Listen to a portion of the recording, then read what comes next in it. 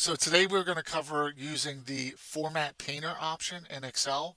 So this tool is quite easy and quite widely used. A lot of people know it simply as you can click in a cell that is formatted, you can click the Format Painter, and then you can click another cell and that format will copy over from the first cell to the second cell. There are a couple little tips and tricks that you can use.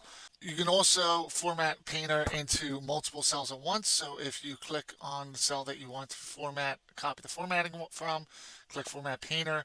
You can then click in any cell, and let's say you want to do this area here, you can do one large area at once. You can also do columns. You can do entire columns. So if you click on the Format Painter and then you click on a column, it will do the entire column. Obviously, the same goes with rows. You can click on Format Painter and then click a row, and the entire row will be formatted. One thing I see people use this a lot incorrectly is if you want to do multiple different cells that aren't next to each other. So let's say we want to do every other column.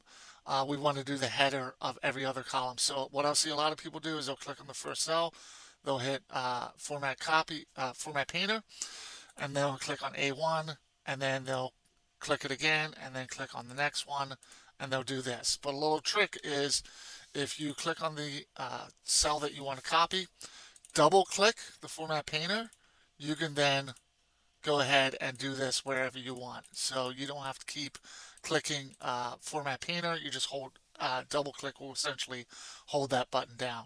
Press Escape when you're finished. The shortcut for this is Alt H F P.